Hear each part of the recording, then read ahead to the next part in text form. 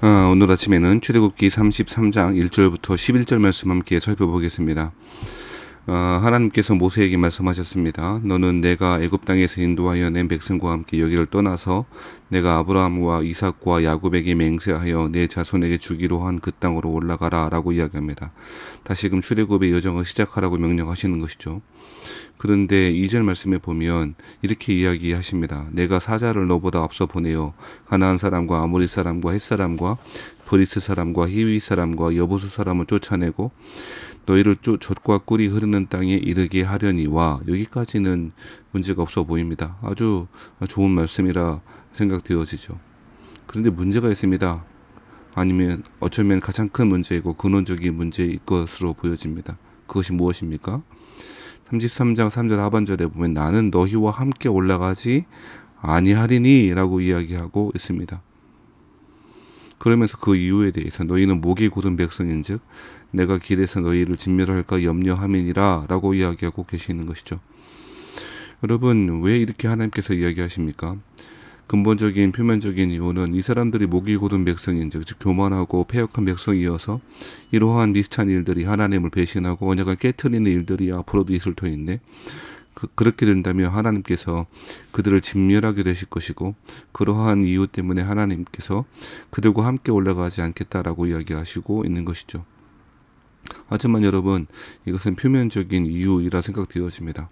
사랑하신 여러분, 하나님께서 이스라엘 사람들이 여전과 함께 계시지 않으면 하나님이 어디 다른 데 가시거나 그들과 완전히 구별하여 떠나가시는 것이 됩니까? 그렇지 않죠. 이 말씀은 이스라엘의 신앙의 근본적인 문제를 지적하고 있는 것이라 생각되어집니다. 이스라엘 사람들에게, 히브리 사람들에게 필요한 것은 인격적인 언약의 하나님, 여호와 하나님이 아니라 그들을 그저 출애굽시켜주고 가나안 땅으로 인도해 줄 가이드가 필요했던 것입니다. 그러니 하나님께서는 너희가 가이드가 필요하다고 생각하고 있으니 사자를, 그것 천사이든 어떤 인도자이든 사자를 너보다 앞서 보내겠다라고 이야기하고 있는 것이죠. 하나님은 그저 자신들을 인도해낼 가이드 정도로 이해한 이스라엘 백성들에게 말씀하시는 본문이 오늘의 이야기인 것이죠.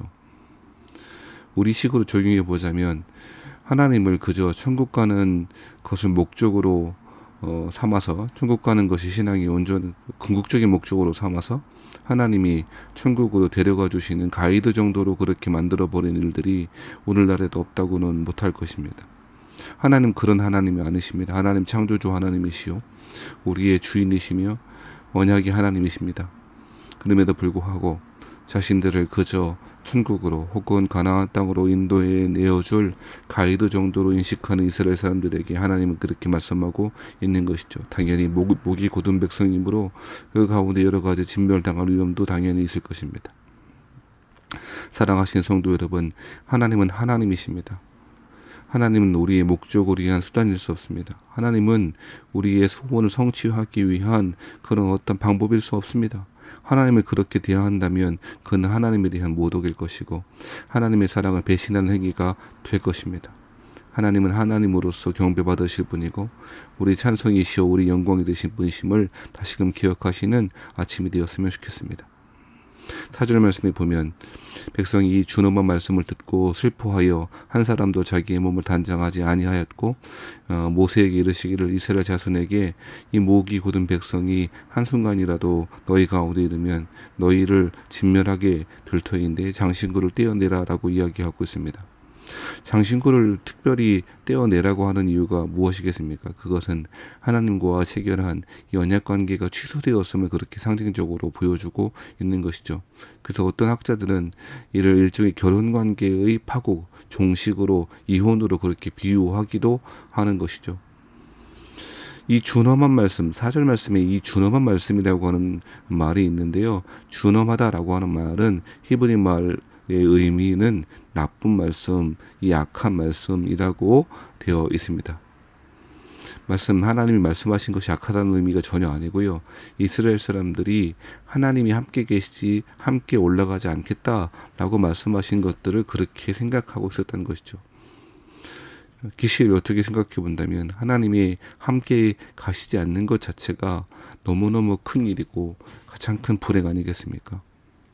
그래서 장신구를 빼도록 그렇게 하시는 것이고요. 이스라엘 자손이 호렙산에서부터 그들의 장신구를 모두 떼어냈다라고 이야기하고 있는 것이죠. 사랑하시는 성도 여러분, 하나님을 하나님으로서 인정해 드리며 하나님 우리의 찬송이요 우리 사랑의 대상이시며 우리의 유일한 소망이심을 알고 그 하나님이 우리의 어떠한 목적을 이루기 위한 수단이 아님을 반드시 기억하고 또 기억하는 하루가 되었으면 좋겠습니다. 자, 7절부터 마지막 11절 말씀에는요, 회막이라고 하는 것이 등장합니다.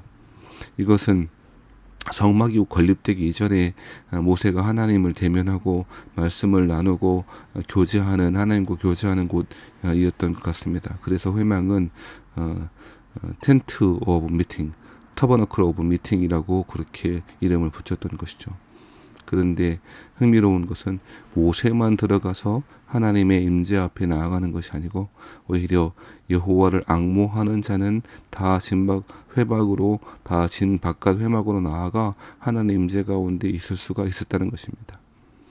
뜬금없이 회막의 이야기가 나오는 것을 보면 실제로 하나님이 원하시는 것이 무엇인지를 오늘 본문에서 7절부터 11절 말씀에 잘 보여주고 있다고 생각합니다. 사랑하신 성도 여러분, 하나님은 당신의 백성과 만나시길 원하십니다. 당신의 백성과 교제하길 원하십니다. 인격적인 사랑의 교제야말로 하나님이 우리에게 요구하시는 것입니다. 그것이 회막이라고 하는 것을 통해서 잘 보여주고 있는 것이죠. 11절 말씀에는 사람이 자기의 친구와 이야기함 같이 여호와께서는 모세와 대면하여 말씀하셨다라고 이야기합니다. 이 놀라운 일들이 오늘 11절에 잘 기록되고 있는 것이죠. 절대 타자로 계신 하나님이 사람과 함께 대화하듯 교제하시는 장면을 통하여 하나님이 우리를 얼마나 사랑하시는지 그 사랑의 깊이와 넓이와 풍성함을 우리는 헤아려 볼 수가 있을 것입니다. 자, 이때에 모세가 하나님과 그렇게 교제하고 있을 때에 모세는 진으로 돌아올 때도 있었지 않겠습니까? 그때에 눈의 아들 젊은 수종자 여호수아는 회막을 떠나지 아니하니라 라고 이야기합니다.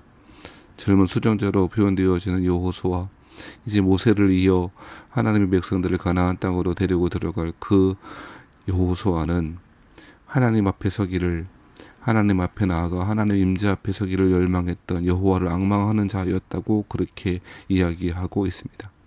하나님이 쓰시는 사람이 누구입니까? 하나님이 축복하시는 사람이 누구입니까? 그것은 여호와를 앙망하는 자이고 하나님의 임재 앞에 엎드려 하나님과의 친밀한 교제를 누릴 줄 아는 사람, 그 가치와 깊이를 아는 사람이 바로 하나님이 쓰시는 지도자가 될 것입니다. 말씀 마치겠습니다. 우리에게 필요한 하나님은 그저 천국으로 보내주시는 가이드가 아니라 하나님이십니다. 우리의 경배와 찬송이신 하나님, 우리의 영광이요, 우리의 소망이요, 우리의 사랑이신 하나님이심을 알고 그 하나님을 예배하고 그 하나님을 경배하는 저와 여러분 되시길 바라고, 우리 주 하나님을 앙보하며 날마다 회막 가운데 나아갔던 모세와 여호수아처럼 하나님의 임재 앞에 날마다 나아가기를 힘쓰고 애쓰시는 저와 여러분 되시기를 주의 이름으로 축복합니다.